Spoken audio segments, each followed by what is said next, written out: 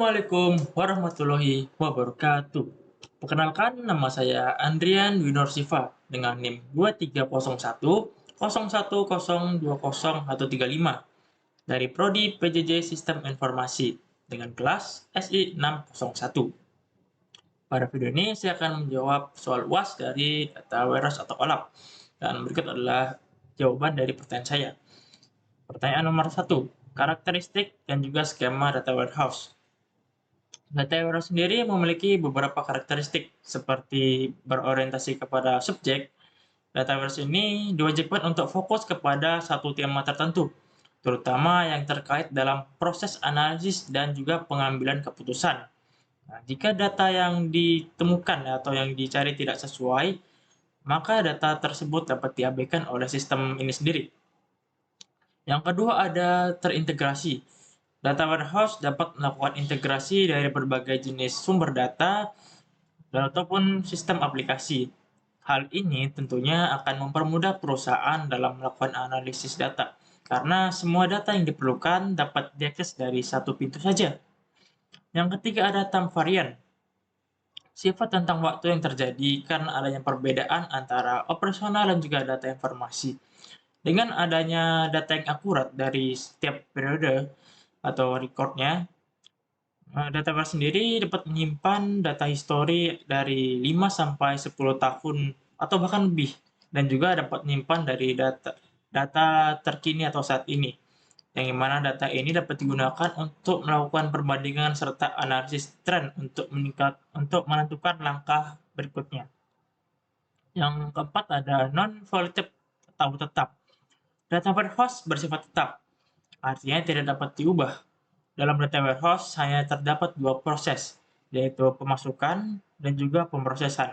Berarti tidak ada data yang dapat diubah, hanya data yang dapat ditambah yang benar.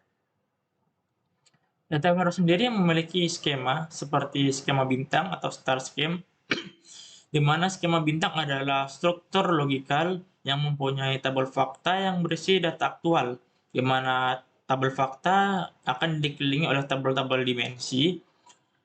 Faktanya sendiri berisi tentang data-data numerik yang diukur ataupun dihitung, sedangkan label dimensi berisi tentang atribut yang menjelaskan dimensi dari data tersebut. Lalu ada skema salju atau snowflake scheme. Skema salju sendiri adalah variasi dari skema bintang di mana tabel dimensi tidak berisi data yang didemonisasi. Skema ini memiliki skema data yang lebih kompleks. Skema ini memanfaatkan tabel dimensi yang bentuknya lebih kecil di sekitar tabel utama.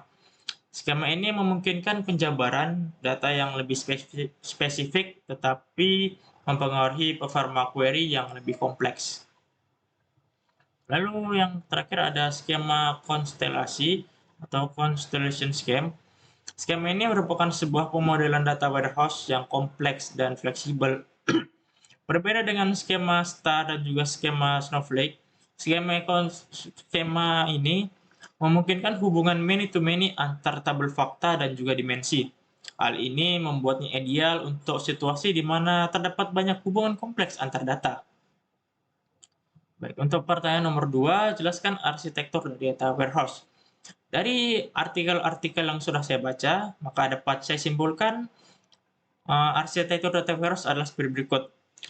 Pertama ada Operational Data Store atau ODS, yang merupakan tempat penyimpanan data operasional yang telah diintegrasi untuk keperluan bisnis. ODS sendiri akan dibuat oleh sistem jika sistem operasional tidak dapat memenuhi kebutuhan laporan atau kebutuhan laporannya tidak terpenuhi. Lalu ada Load Manager. Komponen ini mencakup operasi transformasi yang berhubungan dengan proses ekstraksi dan pemasukan data ke dalam warehouse, baik dari database OLTP maupun dari operational data store. Berikutnya ada Warehouse Manager. Komponen Warehouse Manager mencakup operasi yang terhubung dengan manajemen data dalam data warehouse. Biasanya menggunakan tools atau pemrograman atau program yang menyediakan fasilitas manajemen data. Operasi yang dilakukan meliputi analisis data untuk memastikan konsistensinya, Lalu ada transformasi dan juga penggabungan data, membuat indeks dan view tabel umum, lalu melakukan denormalisasi, dan melakukan pengumpulan serta membuat data backup. Yang keempat ada query manager, menjalankan semua operasi yang berhubungan dengan manajemen query pengguna. Komponen ini biasanya menggunakan bantuan tool akses data untuk tool akses data warehouse seperti data warehouse mentoring tools, fasilitas dalam database, serta program yang sudah terintegrasi di dalamnya. Fungsi dari query manager ini adalah menampilkan semua operasi yang terkait dengan manajemen query pengguna, lalu mengarahkan query pada tabel yang cocok, kemudian menjadwalkan pelaksanaan query. Yang kelima ada detailed data, bagian dari data warehouse yang menyimpan semua data detail yang digunakan untuk membantu pengumpulan data. Data ini merupakan level terendah dari data warehouse, dapat diakses tetapi memerlukan storage yang besar dan mahal, serta sulit untuk diatur karena data ini bersifat sangat kompleks. Detailed data sendiri terbagi menjadi dua, yaitu current detail data, yang dimana ini adalah data atau uh, rangkuman data dari zaman saat ini atau perusahaan sekarang. Lalu ada old detailed data. Data ini merupakan data yang sudah berumur atau yang sudah history, seperti 5-10 tahun atau bahkan lebih tua dari itu. Yang keenam ada lake and high summary data, di mana bagian data warehouse ini akan menyimpan semua data yang telah diringkas atau data yang telah dilakukan pengumpulan, di mana data ini membantu mempercepat kinerja query. Lalu ada backup atau archive, di mana ini mencadangkan data untuk kebutuhan backup dan juga archive data maksudnya. Lalu yang ke-8 ada metadata. Metadata berfungsi sebagai deskripsi atau menyimpan deskripsi data itu sendiri dengan tujuan untuk membantu memetakan sumber data dengan data view, lalu membantu proses manajemen dengan menghasilkan laporan dan membantu proses manajemen query dengan menunjukkan langsung query yang sesuai. Lalu ada end user access tool, di mana membantu dalam menyelesaikan informasi untuk pengguna bisnis dalam membuat keputusan strategis. Tools-toolsnya itu meliputi reporting dan query tools, di mana reporting akan menghasilkan laporan yang teratur, sementara query akan menghasilkan relasi data warehouse untuk dapat menerima SQL dan membuat pertanyaan kepada SQL. Lalu ada application development tools, itu mendukung kebutuhan client server. Ada executive information system atau AIS tools, mendukung pengambilan keputusan tingkat tinggi. Lalu ada OLAP tool, mengizinkan pengguna untuk menganalisis dan menggunakan view yang kompleks. Yang terakhir ada data mining, dapat menggali atau mengumpulkan data dalam jumlah tertentu untuk melakukan analisis.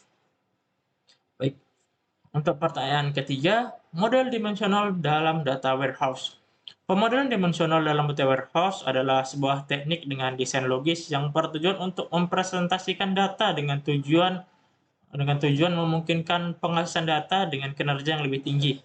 Pemodelan ini akan melibatkan skema atau model bintang dan juga skema salju atau snowflake yang memungkinkan perorganisasian data dalam struktur yang memudahkan analisis dan pelaporan, di mana tabel fakta yang berisi data numerik akan dianalisis terhubung dengan tabel-tabel yang berisi deskripsi bisnis.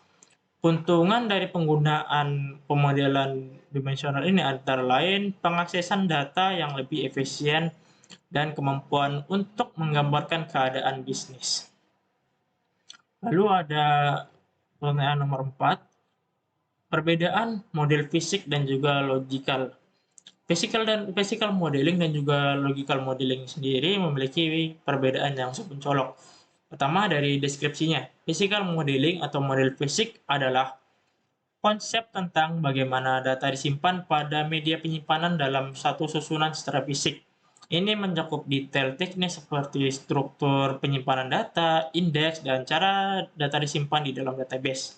Model fisik itu sendiri umumnya dibuat untuk mewakilkan visual database sehingga kebutuhan bisnis dengan mudah dapat dikaitkan dengan objek database untuk memastikan bahwa semua persyaratan telah lengkap dan akurat agar yang sesuai dengan bisnis tersebut.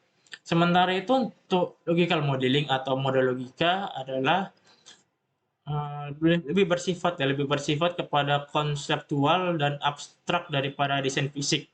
Pada desain logis, fokusnya adalah menggambarkan hubungan antar objek-objek kebutuhan. Model logis juga dimulai dengan pengumpulan atau mengumpulkan kebutuhan bisnis dan mengkonversi kebutuhan tersebut ke dalam model. Ini berkisar pada kebutuhan bisnis bukan pada database. Meskipun terfokus kepada kebutuhan bisnis yang fokus pada kebutuhan bisnis untuk menetapkan atau mengisi database-nya. Pemodern logis ini akan melibatkan pengumpulan informasi tentang proses bisnis, badan usaha, dan unit organisasi. Diagram yang dihasilkan pun harus sesuai dengan menunjukkan proses dan juga data yang ada, serta hubungan antara proses dan bisnis data. Hubungan antara proses, bisnis, dan juga data. Dengan demikian, dari kedua pengertian sebelumnya dapat saya simpulkan bahwa perbedaan utama antara physical modeling dan juga logis modeling adalah jika physical modeling itu lebih berfokus kepada implementasi teknis dan struktur penyimpanan data. Sementara logical modeling lebih berfokus kepada representasi konseptual dari kebutuhan bisnis dan hubungan antara objek kebutuhan. Baik, untuk pertanyaan yang terakhir atau nomor 5, proses ETL dalam data warehouse. Jelaskan. ETL sendiri merupakan singkatan dari beberapa kata, yaitu yang pertama adalah extract. Extract sendiri melakukan ekstraksi dari berbagai sumber data, di mana data yang valid akan disimpan, sedangkan yang tidak sesuai akan diabaikan.